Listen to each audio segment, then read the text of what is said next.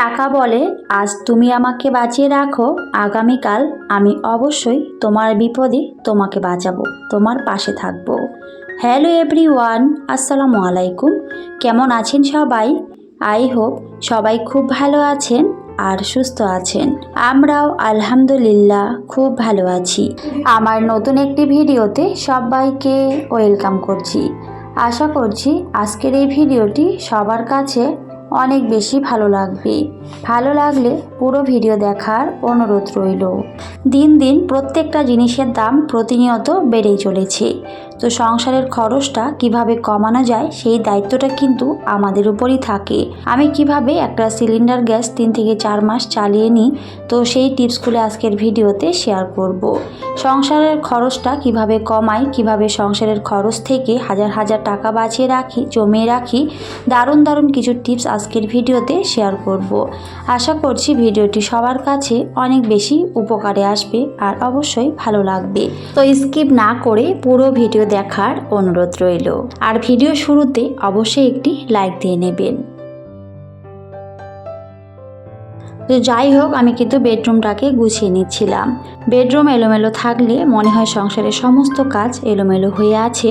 তো সেজন্য চেষ্টা করি সুন্দর করে আগে বেডরুমটাকে গুছিয়ে নেওয়ার। তো আমি কিন্তু বেডরুমটাকে গুছিয়ে নিচ্ছিলাম। একটা সংসারে একজন গৃহিণীর অনেক দায়িত্ব থাকে। আমরা গৃহিণীরা কিন্তু সংসারের প্রত্যেকটা কাজ অনেকটা ভালোবেসেই করে থাকি। আর ভালোবেসে করি বলেই হয়তো একটা সংসারে আমরা অনেক ভালো থাকতে পারি। যদি ভালোবাসা দিয়ে কাজগুলো না করতাম তাহলে কিন্তু কখনোই আমরা সংসারে ভালো থাকতে পারতাম না। আর অবশ্যই একটু টেকনিক খাটিয়ে কিন্তু সংসারে চলতে হয়। বিশেষ করে যারা মধ্যবিত্ত পরিবারে থাকে তাদের অবশ্যই অনেকটা হিসেব আর বুদ্ধি করে একটা সংসারে চলতে হয়। তা না হলে কখনোই কিন্তু নিজের ছোটোখাটো শখ আহ্লাদগুলো পূরণ করা যায় না। তা আমি কিন্তু আমার সংসারে সেভাবেই সবসময় চলি আর সেগুলোই ভিডিওতে শেয়ার করি। আপনারা সবাই ভালোবেসে আমার ভিডিওগুলো দেখেন আর অনেক সুন্দর করে কমেন্ট করেন। তো সবার জন্য রইল আমার মন থেকে অনেক অনেক দোয়া আর ভালোবাসা। তো এদিকে আমি ঘরগুলো গুছিয়ে নিচ্ছিলাম আর আমার ছোট্ট মেয়েটা তো রয়েছেই আমার পেছন পেছন সারাটা দিন চলতেই থাকে। তো ওকে নিয়ে কিন্তু আমাকে কোনো সময় কাজগুলো করতে হয়। তো যাই হোক, ওকে কিন্তু একটু আদর করে দিচ্ছিলাম আর তারপরে কিন্তু আমি আমার সংসারের কাজগুলো করে নেব। আমার মতে প্রত্যেকটা গৃহিণীর অবশ্যই একটু হিসেব করে একটা সংসারে চলা উচিত। আপনি যদি একটু হিসেব করে একটা সংসারে না চলেন বা একটু বুদ্ধি করে একটা সংসার না চালান, তাহলে কিন্তু সংসার থেকে আপনি কখনোই কোনো কিছুই করতে পারবেন না। আমার এই সংসারের প্রত্যেকটা জিনিস কিন্তু অনেকটা ধৈর্য আর অপেক্ষার পরে আমি করতে পেরেছি। আর সেটা কিন্তু সবটাই আমার নির্ভর করেছে আমার বুদ্ধি আর ভালোবাসার উপর। আর অবশ্যই ধৈর্য ধরে চলতে হবে, কারণ ধৈর্য ধরে একটা সংসারে আপনি যদি না চলেন তাহলে কিন্তু কখনোই কোনো কিছু করতে পারবেন না। আর অবশ্যই পরিশ্রম করতে হবে, পরিশ্রম না করলে তো কোনো কিছুই সম্ভবই না। তো আমি আমার সংসারে সবসময় বুদ্ধি করে চলার চেষ্টা করি। সবসময় চেষ্টা করি খুবই অল্প খরচে আমার সংসারটিকে চালিয়ে নেওয়ার। আর অল্প খরচে আমার সংসারটিকে চালিয়ে নিই বলে আজকে আমার এই সংসারে আমি যত কিছু করতে পেরেছি সবটাই কিন্তু আমার অনেকটা বুদ্ধি দিয়েই কিন্তু করেছি। কারণ বুদ্ধি না থাকলে কখনোই কিন্তু একটা সংসারে কোনো কিছুই করা সম্ভব নয়। আর অবশ্যই হাজবেন্ড ভালো হওয়াটা অনেক বেশি দরকার একটা সংসারে। আপনার হাজবেন্ড যদি ভালো হয় তাহলে কিন্তু অবশ্যই আপনি একটা সংসারে অনেক কিছু করতে পারবেন। তো সেজন্য স্বামী স্ত্রী দুজনের মধ্যে বোঝাপড়া ভালোবাসা থাকাটা অনেক বেশি দরকার। দুজনে যদি মিলেমিশে বোঝাপড়া করে একটা সংসার চালান তাহলে কিন্তু সেখান থেকেও আপনারা অনেক টাকা সেভ করতে পারবেন আর অবশ্যই খুব সুন্দরভাবে জীবনযাপন করতে পারবেন। তো যাই হোক, এদিকে কিন্তু আমি ঘরটিকে গুছিয়ে নিয়েছিলাম, তার সাথে ড্রয়িং রুমটাকে, সোফাটাকে, সমস্ত কিছু কিন্তু আমি গুছিয়ে নিয়েছিলাম। তো আমার মেয়ের কিছু কাপড় ছিল, তো সেগুলো কিন্তু কেচে দিয়েছিলাম। তো কাপড়গুলো শুকিয়ে গেছে, তো এখন কিন্তু সেই কাপড়গুলো আমি ভাঁজ করে রেখে দিচ্ছিলাম। আসলে একটা সংসারে তো অনেক কাজ থাকে, তবে এখন কিন্তু মাশাআল্লাহ অনেক সুন্দর রোদ উঠে, তো সেই জন্য কিন্তু কাজগুলো করতে বেশ ভালোই লাগে, খুব একটা কষ্ট হয় না। এই প্রথমবার জীবনে হয়তো এই শীতকালটা আমার একেবারে ভালো লাগছে না, শুধুমাত্র একটাই কারণ, সেটা হলো আমার মেয়ের জন্য। আমার কিন্তু শীতকাল বরাবরই অনেক বেশি পছন্দের। তবে যাই হোক, এখন যেহেতু মেয়েটা অনেক ছোট, ওর কিন্তু একটুতেই ঠান্ডা লেগে যায়, ওর অনেক বেশি প্রবলেম হয়। তো সেই জন্যই কিন্তু এই বছরটা শুধুমাত্র শীতকালটা আমার একেবারে ভালো লাগছে না। শুধু মনে হয় যে কবে গরম পড়বে আর আমার মেয়েটা একটু হলেও ভালো থাকতে পারবে। তো এখন কিন্তু সেরকমই মনে হয়। তো যাই হোক, আমি যে কথাটি বলেছিলাম আমি কিভাবে একটা গ্যাস সিলিন্ডার 3 থেকে 4 মাস অনায়াসে নিয়ে যাই, তো সেটা একটুখানি শেয়ার করছি। আসলে আমার ফ্যামিলি মেম্বার কিন্তু খুবই অল্প, আমরা যেহেতু 3 জন মানুষের রান্না, তো আমি সব সময় চেষ্টা করি খুবই অল্প রান্না বাড়া করার। তো সেই দিক থেকেও কিন্তু আমার গ্যাসটা অনেক বেশি সেভ হয়, আমার গ্যাস খরচ খুব একটা বেশি লাগে না। আর আমি কিন্তু রাত্রে একেবারে রান্না বাড়া করি না, শুধুমাত্র আমি এক টাইম রান্না করি। তো শুধু দিনের বেলায় কিন্তু আমি রান্নাগুলো করে নিই। আর যেহেতু আমার রান্না বাড়া খুবই সিম্পল, হয়তো একটা বা দুইটা, এর বেশি রান্না কিন্তু আমি করি না, আমার রেগুলার ভিউয়ার্সরা অনেকেই জানে। আর তার সাথে কিন্তু আমার রাত্রে শুধুমাত্র আমি রুটি করি, কোনো তরকারি কিন্তু করতে হয় না। তো শুধুমাত্র আমি রুটি করে নিই, এর বেশি কিন্তু কোনো কিছুই আর রান্না বাড়া খুব একটা করি না। তো সেই দিক থেকে কিন্তু আমার গ্যাস খরচটা অনেকটাই কম থাকে। আর এখন কিন্তু প্রচুর পরিমাণে গ্যাসের দাম, তো সেই জন্য একটু হিসেব করে কিন্তু আমাদের চলা উচিত। বিশেষ করে আমার মতো যারা মধ্যবিত্ত সংসারে থাকে, তাদের অবশ্যই একটু হিসেব করে একটা সংসারে চলা উচিত, কারণ প্রত্যেকটা জিনিসের দাম কিন্তু প্রচুর পরিমাণে এখন বেড়ে গেছে। তো সেজন্য একটু বুদ্ধি করে কিন্তু চলতে হবে। তো আজকে কিন্তু আমার গ্যাসটা শেষ হয়ে গিয়েছিল, তো নতুন একটা সিলিন্ডার কিন্তু আমি এখানে লাগিয়ে দিলাম। তো আপনারা কিন্তু দেখতেই পেলেন আজকে কিন্তু আমার গ্যাস সিলিন্ডার শেষ হয়ে গেছে, তো সেটা কিন্তু আমি লাগিয়ে দিয়েছি। আগে কিন্তু এই কাজটা একেবারে করতে পারতাম না, তো এই গ্যাস সিলিন্ডারের জন্য একজনের কাছে অনেক কথা শুনতে হয়েছে একটা সময়। তো আগে যখনই আমার গ্যাস শেষ হয়ে যেত, তো সেই ভাইটাকে সবসময় আমি ডাকতাম, কারণ আমার হাজব্যান্ড কিন্তু খুব একটা বেশি বাড়িতে থাকতো না। তো সেই ভাইটাকে যখনই ডাকতাম তখনই কিন্তু ও আসতো আর আমার গ্যাসটা ঠিক করে দিত, মানে সিলিন্ডারটা অন করে দিত। তো একদিন কিন্তু ও অনেকটা ব্যস্ত ছিল, আর তারপরে কিন্তু সে আসছিল, কারণ আমি একেবারেই পারছিলামই না।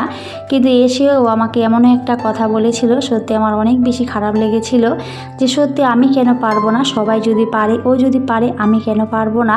তো মনে অনেকটা কষ্ট নিয়ে কিন্তু তারপরে আমি নিজেই সেই কাজটা করেছিলাম। তো আলহামদুলিল্লাহ, তখন থেকে কিন্তু আমি এখন নিজেই সেই গ্যাস সিলিন্ডার সেট করতে পারি। তো যাই হোক, মানুষ কিন্তু ঠিকই শিখে, আসলে সবাই কিন্তু একবারে সব কিছু শিখে যায় না।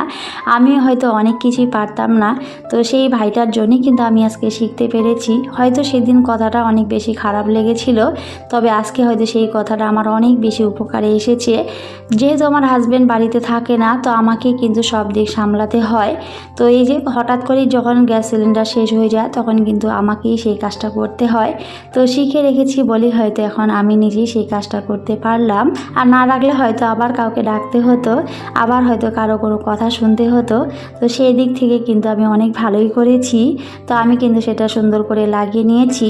আর রান্না যখন কমপ্লিট হয়ে যাবে, তখন যে সিলিন্ডারের যে চাবিটা রয়েছে সেটা অবশ্যই কিন্তু অফ করে দিতে হবে। গ্যাসের চাবিটা যদি সবসময় অন থাকে, তাহলে কিন্তু সেখান থেকে গ্যাস বের হতে পারে, আর সেক্ষেত্রে কিন্তু গ্যাস খরচটা আরও অনেক বেশি লেগে যেতে পারে।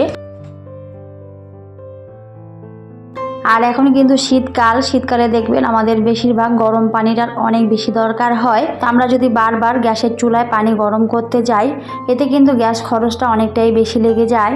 তো আমার মতে প্রত্যেকেরই এই যে ইলেকট্রিক্যাল যে ক্যাটেল রয়েছে, তো সবারই কিন্তু এটা কেনা উচিত। এই ইলেকট্রিক্যাল ক্যাটেলে কিন্তু খুব তাড়াতাড়ি পানিটা গরম হয়ে যায়। তো আমার তো এই যে রয়েছে, দেখতেই পাচ্ছেন, এখানে কিন্তু আমি রেখে দিয়েছি।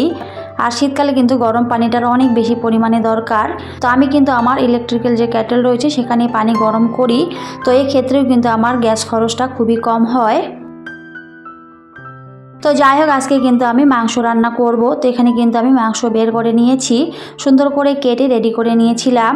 আর তারপরে কিন্তু সমস্ত ধরনের মশলা আমি এখানে দিয়ে দিচ্ছি একটা একটা করে। তো দিয়ে কিন্তু ভালো করে মেখে আজকে আমি রান্নাটা করে নেব। যদিও আমি এভাবে রান্না করি না, আমি কিন্তু মশলা ভেজে তারপরে মাংস রান্না করি। তো আমার অনেক প্রিয় আপুদের ভিডিও দেখি এভাবে হাতে মেখে সুন্দর করে কিন্তু রান্নাগুলো করে। তবে হাতে মেখে রান্না করে অনেক বেশি ভালো লাগে খেতে। তো কেন জানি না, আমি কিন্তু এভাবে একেবারেই খেতে পারি না। আমি মশলাটাকে ভালো করে কষিয়ে নিয়ে তারপরে কিন্তু আমি মাংসগুলো দিয়ে তারপরে রান্না করি, আমার কাছে ওভাবেই ভালো লাগে। তো আজকে কিন্তু আমিও সুন্দর করে সমস্ত কিছু মেখে তারপরে কিন্তু রান্নাটা বসিয়ে দেব। যদিও আমি হাত দিয়ে মাখিনি, কারণ আমার ছোট বেবি রয়েছে, ওকে নিতে হয়। আর যেহেতু অনেক ধরনের মশলা এখানে দেওয়া আছে, লঙ্কা দেওয়া আছে, তো ঝাল, তো সেজন্য কিন্তু আমি আর হাত দিয়ে মাখলাম না, কারণ আমার মেয়েটাকে আবার কোলে নিতে হবে, কোন সময় কান্না করবে। তো সেজন্য কিন্তু আমি খুন্তি দিয়েই ভালো করে কিন্তু মেখে নিয়েছি। সত্যি এভাবে হাতে মেখে রান্না করে কিন্তু অনেক বেশি সুস্বাদু হয়। আগের দিনে কিন্তু এভাবেই সবসময় রান্না করতো। আমার শাশুড়ি মাও কিন্তু এভাবে হাতে মেখে সুন্দর করে রান্না করতো, যেটা খেতে কিন্তু অনেক টেস্টি হতো। তো যাই হোক, আমি সেভাবে খেতে পারি না বলে সেভাবে রান্না করতেও পারি না। আমি আগে মশলাটাকে ভেজে নিয়ে তারপরে কিন্তু আমি মাংসটা দিয়ে রান্না করে থাকি। তো আজকে কিন্তু আমার শাশুড়ি মায়ের মতোই আমিও বানিয়ে নেব। আর একবারে সুন্দর করে হাতে মেখে বসিয়ে দিলে কিন্তু খুব একটা ঝামেলা হয় না, ওখানে কিন্তু সুন্দর মতোই হয়ে যায়। তারপরে ভালো করে একটু কষিয়ে নিলে কিন্তু রান্না কমপ্লিট। আর এইভাবে রান্না করলে কিন্তু সময়টাও খুব অল্প লাগে, খুব একটা গ্যাস খরচও কিন্তু হয় না। তো আজকে কিন্তু আমি সেইভাবে রান্নাটা করে নেব। তো এদিকে আমি রান্নাটা বসিয়ে দিয়েছিলাম, আর তার সাথে এদিকে কিছু বাসনপত্র বের হয়েছিল। তো সমস্ত কিছুই কিন্তু আমি তারপরে সুন্দর করে মেজে রেখে দেব। আসলে আমি এরকমই করি, আমি রান্নার পাশাপাশি সমস্ত কাজই এভাবে করার চেষ্টা করি। যদি শুধু একটা কাজ নিয়ে পড়ে থাকি তাহলে তো হবে না, তো রান্নার পাশাপাশি চেষ্টা করতে হবে বাকি কাজগুলো করে নেওয়ার। এতে কিন্তু খুব অল্প সময়ে কাজগুলো কমপ্লিট হয়ে যায়। আসলে আমরা গৃহিণী, আমাদের অনেকটা বুদ্ধি থাকা প্রয়োজন একটা সংসারে বুদ্ধি দিয়ে যদি কাজগুলো না করা যায় তাহলে কিন্তু কখনই আমরা সময়ের মধ্যে কাজগুলো কমপ্লিট করতে পারবো না। তো অবশ্যই প্রত্যেকটা ক্ষেত্রে একটু টেকনিক খাটিয়ে কিন্তু আমাদের কাজগুলো করা উচিত, তাহলে কিন্তু খুব সুন্দরভাবে সমস্ত কিছু আমরা গুছিয়ে করে নিতে পারবো। আর ছোট বাচ্চা থাকলে তো জানেনই কত ধরনের কাজ থাকে, ওকে সামলাতে হয়। তো সেজন্য কিন্তু অবশ্যই এই বুদ্ধিগুলো খাটিয়ে কিন্তু আমি আমার সংসারের কাজগুলো করে নেওয়ার চেষ্টা করি। আর আগের দিনের ভিডিওতে দেখেছিলাম যে ক্যাপসিকাম নিয়ে এসেছিল, তো সেটা কিন্তু মাংসতে দেওয়ার জন্য এনেছিল। তো 4টা ক্যাপসিকাম এনেছিল, তো সেগুলো কিন্তু আজকে আমি মাংসতে একটা দিয়ে দিয়েছিলাম কেটে। সত্যি সেই ক্যাপসিকামটার জন্য কিন্তু রান্নাটা অনেক বেশি সুস্বাদু হয়েছিল। যদিও আমি খাওয়ার পরে ভয়েসটা দিচ্ছি, তো সেই জন্য কিন্তু বলতে পারছি। তো তারপরে কিন্তু আমি ক্যাপসিকামটাও দিয়ে দিয়েছিলাম আর মাংসটাকে ভালো করে কষিয়ে নিয়েছি। আর যে আমার ইলেকট্রিক্যাল কেটেল রয়েছে সেটাতে কিন্তু আমি পানি গরম করে রাখি। আর যদি রান্নার সময় এই গরম পানিটা ব্যবহার করা যায় তাহলে কিন্তু রান্নাটা খুব দ্রুত হয়ে যায়, খুব একটা গ্যাস খরচ কিন্তু হয় না।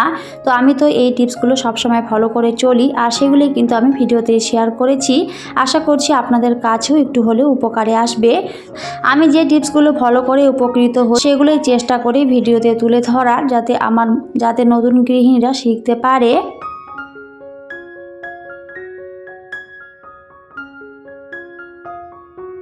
তো তারপরে কিন্তু আমার এদিকে রান্না হচ্ছিল, আমার রান্নাঘরটা আমি সুন্দর করে গুছিয়ে নিয়েছিলাম আর সেটা একটুখানি শেয়ার করেছি।